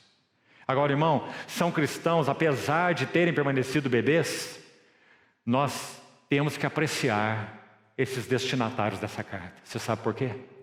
O capítulo 10 diz assim: eles suportaram grande luta e sofrimento pelo testemunho do Senhor. Pergunta para nós: Você já suportou alguma luta pelo testemunho do Senhor? Por pecado, tenho certeza que você já suportou. Por extravio particular, por não ouvir Deus, eu tenho certeza. Mas e sofrimentos pelo nome do Senhor? E sofrimentos pelo testemunho do Senhor? Eles experimentaram. Hebreus 10, 32. Confira aí posteriormente, 32 em diante. Lembrai-vos dos dias anteriores, em que suportastes grande luta e sofrimento. Ele vai dizer, até mesmo suportaste o espólio dos vossos bens. Ai, irmão, ai daquele que tocar no bem de um cristão hoje. Né? Ele vai acionar a justiça na hora seguinte. Né? Não é que ele não tenha direito de fazer isso, não estou dizendo isso. Né? Mas isso mostra bem qual é o nosso coração. Esses irmãos foram espoliados dos seus bens. Houve um imperador romano chamado Juliano, nas muitas perseguições do Império Romano sobre a igreja, imperador Juliano. E ele perseguiu ferozmente os cristãos. E ele então deu um edito real para que os bens dos cristãos fossem confiscados. E sabe o que ele escreveu no seu edito? Olha essa frase. O imperador Juliano, ele disse assim: deixemos para os cristãos o céu, porque é lá o lugar deles. Que interessante a declaração dele. Certíssimo, não é? Ortodoxa. Mas ele está zombando dos cristãos. Vamos tomar tudo que é deles. Eles só cantam o céu, fala da glória. Então vamos mandar eles logo para lá. E vamos ficar com tudo que é deles. Né? Sofrestes o espólio. Não é só sofrestes o espólio. Consulte o texto aí e você vai ver que é sofrestes com alegria. O espólio dos vossos bens, tendo ciência de possuirdes um patrimônio superior e durável. Sabe que patrimônio é esse na linguagem de Hebreus? Mistapodosia, galardão, prêmio, recompensa, herança. Ele diz, vocês têm ciência de possuirdes esse patrimônio superior e durável. Aí ele vai dizer então, porque eles estavam cansados, tanto sofrimento, tanta perseguição, ele vai dizer, não abandoneis a vossa confiança, ela tem grande galardão. Meu justo viverá da fé. E se retroceder, porque isso é possível, nele não se compraz a minha alma. Nós, porém, não somos os que retrocedem para a perdição. Somos, entretanto, da fé para a conservação da alma. Não é precioso? Sabe o que significa retrocede? A palavra literal no grego? Baixar as velas. Baixar as velas e ficar à deriva. Então está aí a segunda característica deles. Estavam sofrendo muita perseguição. Capítulo 10. Terceira, havia uma grande pressão para desistir e afrouxar as rédeas. Grande pressão para afrouxar as rédeas. Então há uma pergunta, será que eles continuariam? Hebreus 6,12 vai dizer assim, desejamos, porém, continue. Ou seja, siga, ande, levante, prossiga. Desejamos, porém, continue cada um de vós, mostrando a mesma diligência para a plena certeza da esperança. Hebreus 6,12. Então, havia uma grande pressão sobre eles, para que eles desistissem de uma vez por todas e abandonassem essa ideia de serem cristãos e de sofrerem pelo nome do Senhor. Onde mais fala sobre perseverança nesse livro? Próprio capítulo 10, a mesma ideia do continuar. Não abandonem a vossa confiança, já citamos. Não retrocedam. Quarta e última característica então deles agora. Importantíssima, irmão. Um assédio para todos nós. Os cristãos hebreus estavam rodeados pela palavra, mas não estavam ouvindo realmente. Por isso o capítulo 4 vai dizer, citando o exemplo da geração do deserto, indo em direção a Canaã, a palavra que ouviram não lhes aproveitou, porque não foi misturada com a fé. Significa isso? Está explicado já no capítulo 2 de Hebreus. É agarrar com firmeza as verdades ouvidas. Isso é misturar a palavra com a fé. Agarrar as verdades ouvidas, para que delas jamais nos desviemos. Então eles estavam rodeados pela palavra. E nós?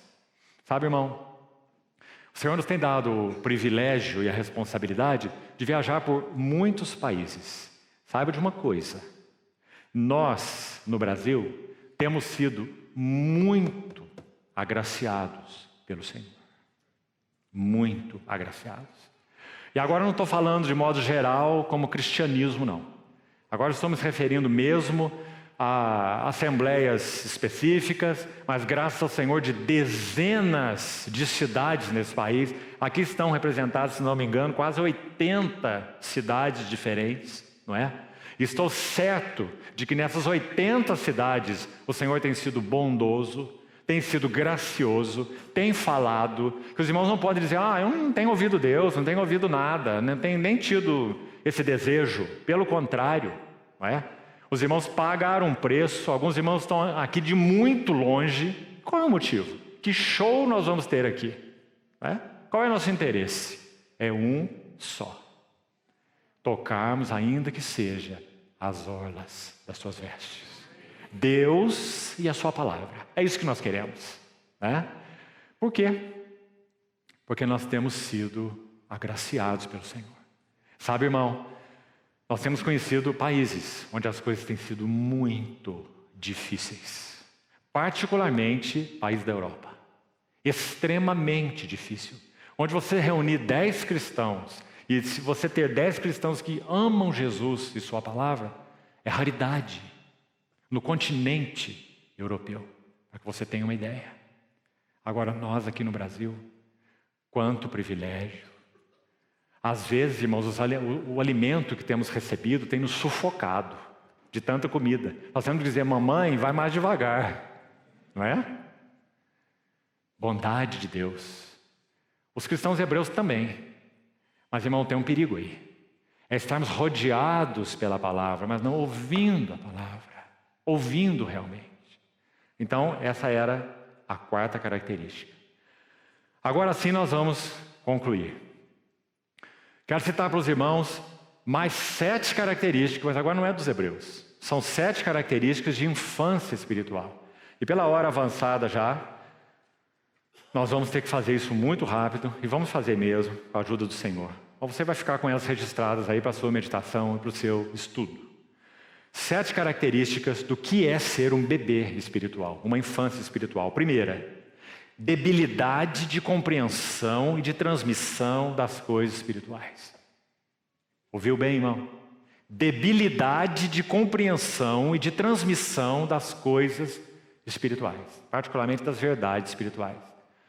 Temos uma mente ágil para tudo, mas quando se fala das coisas de Deus, da palavra de Deus, da compreensão das verdades espirituais, somos nanicos, né? Debilidade de compreensão e de transmissão das coisas espirituais. Ouvi uma mensagem maravilhosa, o Senhor falou muito para o seu coração, mas mesmo, irmão, o que o Senhor falou? Não sei, não é? Transmissão das verdades espirituais. Por isso, de acordo com o equipamento do Senhor, pela sua graça, não é? Alguns são responsabilizados por ensinar na casa de Deus. E ensinar não é você transmitir uma palavra que você ouviu da última conferência ou do último livro que você leu, não é? Paulo, quando escreve Coríntios 2, ele usa uma expressão tão bonita, irmãos. Ele diz assim: o homem espiritual julga todas as coisas, mas ele mesmo não é julgado por ninguém. Em aquele contexto tão lindo, ele fala assim: conferindo coisas espirituais com espirituais. Na tradução de Almeida, acho que é o versículo 12. Ou seguinte, do capítulo 2 de 1 aos Coríntios. 1 Coríntios 2. Conferindo, disso também falamos, não em palavras ensinadas pela sabedoria humana, o versículo é assim, mas ensinadas pelo Espírito, conferindo coisas espirituais com espirituais. Não é um versículo assim, no português, difícil de compreender? O que é conferir coisas espirituais com espirituais? A ideia do versículo é transmitindo verdades espirituais com palavras espirituais. Porque, irmãos, as verdades espirituais são tão sublimes que palavras inadequadas não transmitem a verdade espiritual. Por isso, às vezes, você ouve uma mensagem, às vezes o problema é seu, né? Mas muitas vezes é do pregador. Você não entende nada, não é? Porque ele mesmo não está conseguindo usar as palavras adequadas para transmitir as verdades espirituais. Porque verdades espirituais requerem palavras espirituais. E é isso que Paulo diz em Coríntios 2. Conferindo, comparando coisas espirituais com espirituais. Então um bebê não vai fazer isso, ele não sabe fazer isso. Por isso precisamos avançar em Cristo. Segunda característica da infância espiritual, muito importante, não assumir responsabilidade por outras vidas. Tão importante, querido irmão. E aqui tem um segredo, não podemos dizer um segredozinho, não, é um segredo importante. Muitos irmãos e irmãs descobriram que, servindo outros, eles próprios crescem avançadamente no Senhor. Deixam de olhar para o próprio umbigo. Eu quero, eu gosto, eu sinto, eu penso, eu acho. Descobrem o sentido de servir. E servindo a outros, crescem. Porque uma das maravilhas do serviço é libertar-nos da vida egocêntrica. Essa é uma das belezas do serviço. Quantos casais cristãos, especialmente casais jovens, batem cabeça tantos anos no início de sua vida conjugal? Porque casam e se isolam, não é? Se isola da congregação. Quando tem filho, então o bebê tem que fazer 1 ano para você conhecer, não é? Porque some da congregação, não é? Não pode pegar gripe, nem chuva, nem vento, nem nada. Não é assim? Tão engraçado isso, irmão. Nós, quando tínhamos filhos, há 30 anos atrás, nossos filhos iam mamando para a reunião, caía o umbigo na reunião, né? Era assim. Hoje tem filho e some da reunião. Você vai conhecer o bebê, ele está quase entrando na universidade, né? Por que será essas coisas? Por que é assim? Então, querido irmão, não assumir responsabilidade por outras vidas. Isso nos condena a uma vida egocêntrica. Eu, minha esposa, meu filho, minha casa, meu dinheiro, meu carro, minha família, meu emprego, meu trabalho. Oh, mundo terrível. Não é? Escravidão, escravidão, escravidão. Mais bem-aventurado é dar do que receber. Agora eu vou te contar um milagre que eu acho que você já conhece. Quanto mais alguém dá, no ato de dar, mais ele recebe. Então tem algo paradoxal aí, maravilhoso. Nós estamos dando, a ponto às vezes de ficarmos esgotados. Não sei se isso aconteceu com você, né? De ficar esgotado, e eu estou falando espiritualmente. De tanto que você deu, em determinada esfera de serviço, que seja, você deu. À noite você não dorme, você desmaia, literalmente, né? Mas sabe o que acontece? Você tem sonhos com o paraíso. Começa aí. E você acorda de manhã dizendo, Senhor, eu queria um dia igual ontem. Né? Você acorda com vigor redobrado, triplicado. Quem faz isso?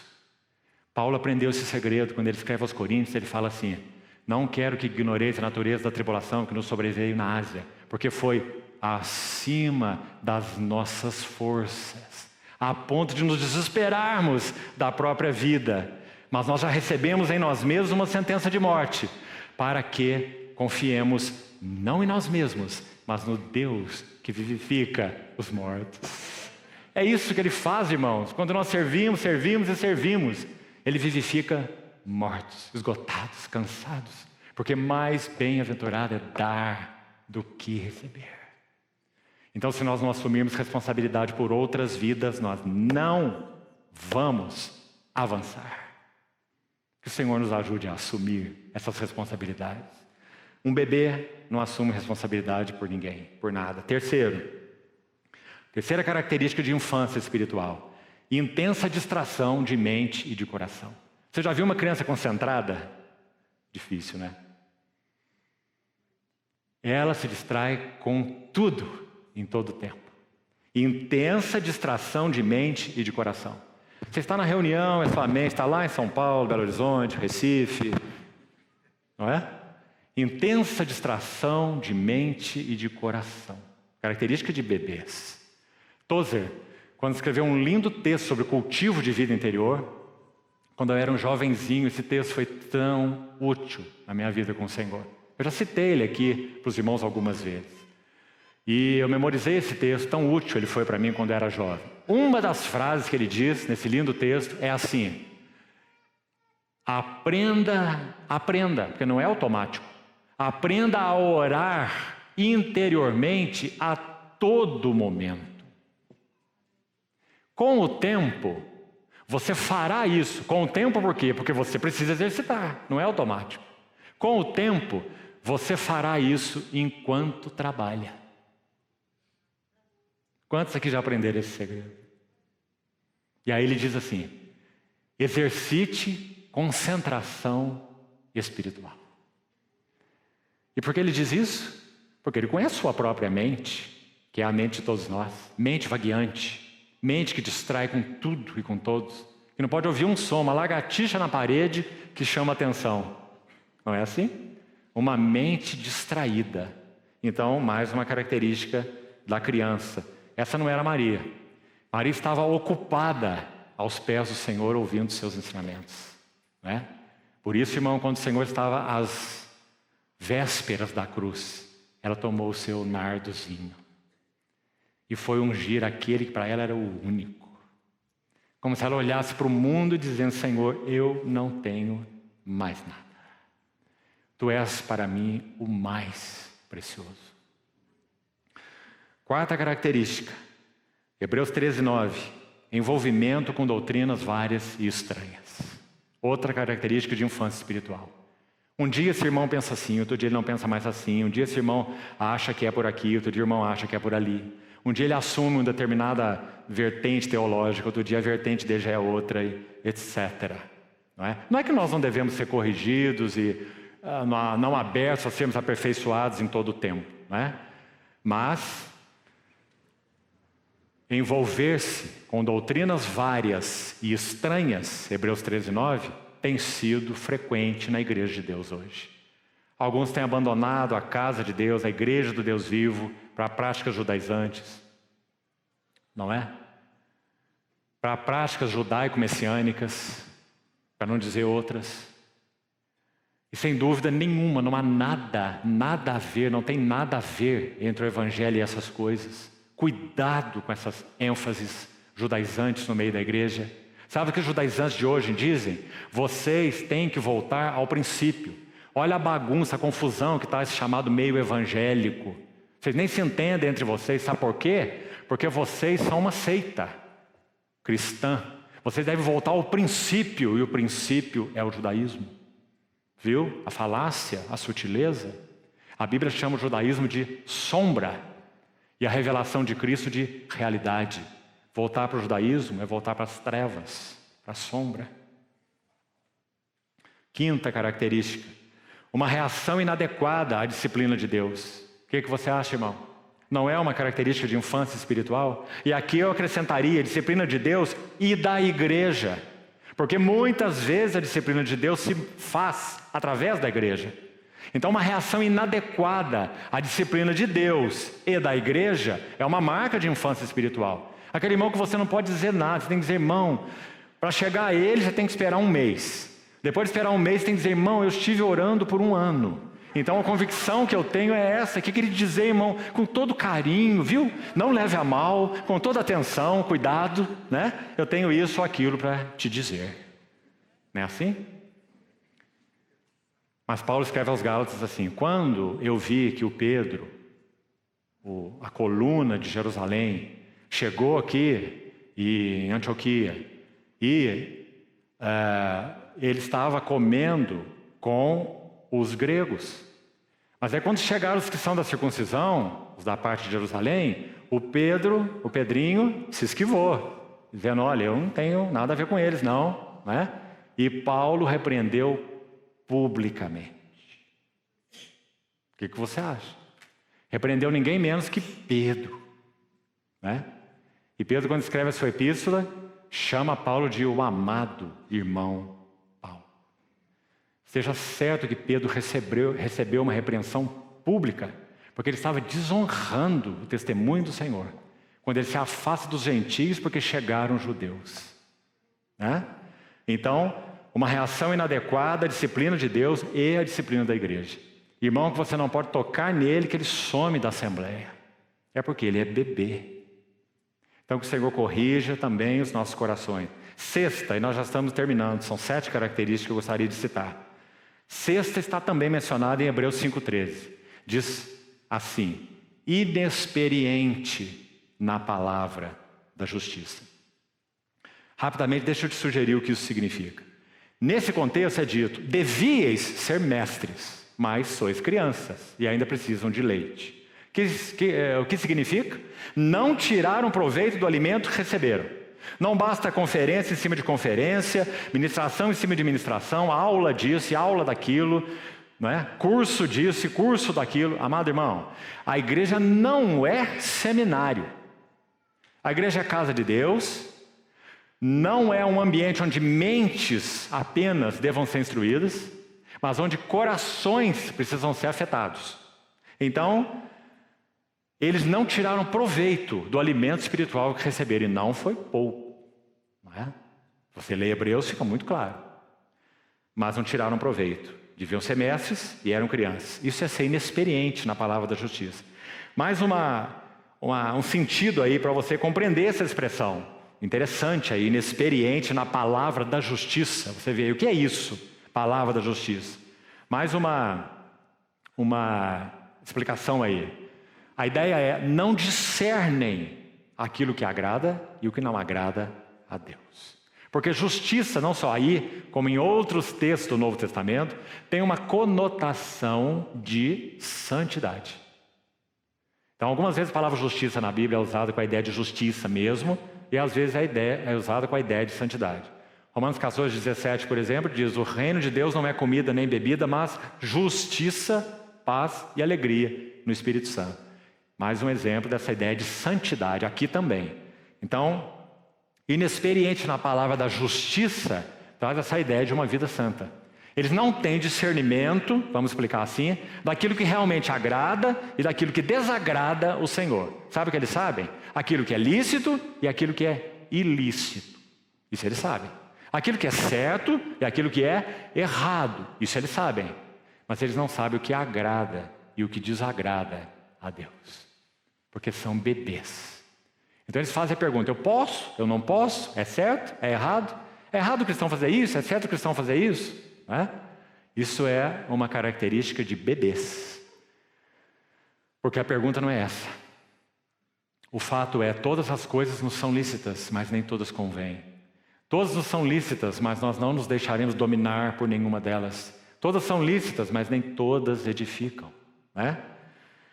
E por último, sétima e última característica da infância espiritual: dificuldade de reter a palavra.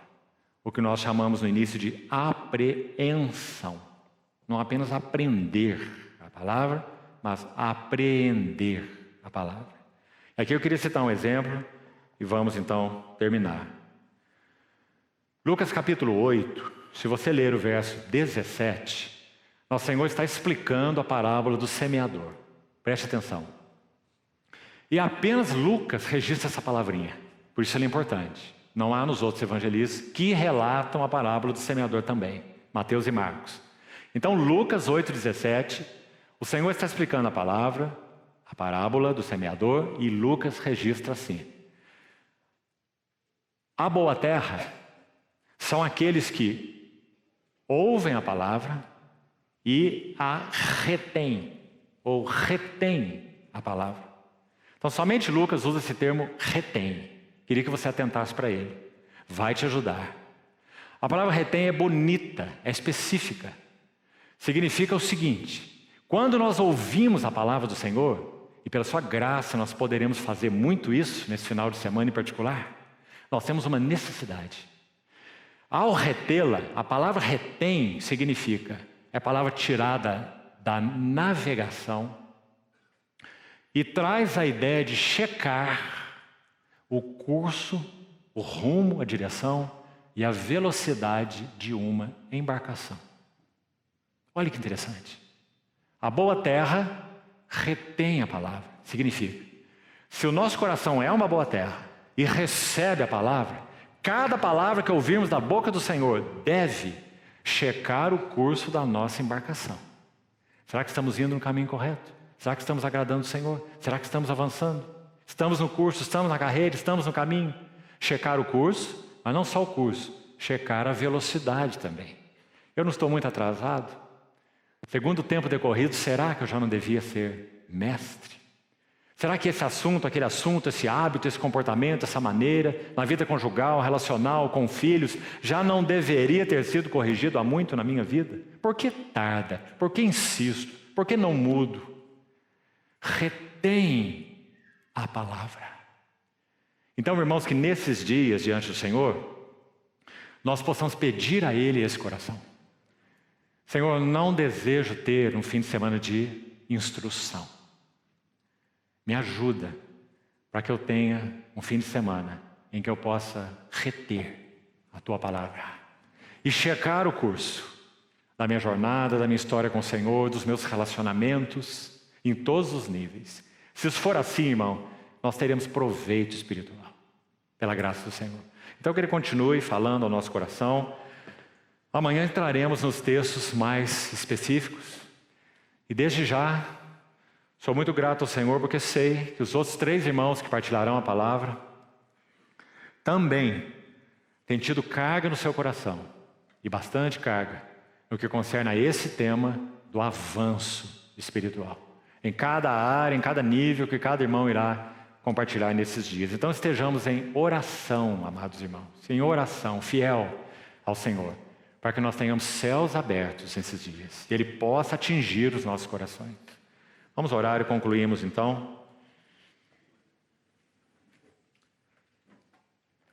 Querido Pai, colocamos nas mãos do Senhor as palavras que ouvimos nessa noite, humildemente, confiados de que o Senhor, por Sua graça, produzirá, promoverá esse revolver da terra dos nossos corações, com Teu arado santo, para que a semente não caia em um terreno pisoteado, nem rochoso, nem espinhoso. Nós queremos reter Tua palavra no nosso coração, guardá-la. Senhor, aperfeiçoa-nos, nós Te pedimos. Nós temos necessidade premente de avançar. Não nos deixe em um lugar de conforto, Te pedimos, Senhor, em todos os níveis, pessoal, conjugal, familiar, congregacional, que cada palavra que ouvirmos nesses dias possam realmente ser palavras do alto, do santo, da Tua boca, que atinjam nossos corações e nos mudem de vasilha em vasilha, para que o nosso sabor seja alterado. Te pedimos, Senhor, por Tua misericórdia e porque o Senhor é tão fiel à Tua querida noiva. Encoraja-nos, Senhor, anima-nos, sopra sobre nós, Senhor, para que possamos ser renovados nos afetos, na consagração, no prazer, no amor, no deleite em Ti, nesses dias que teremos. Confiamos nossas vidas a Ti, Senhor. Nos dá uma noite restauradora de descanso, nós Te pedimos. Tira de nós esse cansaço, Senhor, físico, cansaço da viagem, e nos prepara para amanhã termos um dia glorioso na Tua presença, Senhor, diante de Tua palavra. Assim Te pedimos, em Teu precioso nome. Amém, Senhor.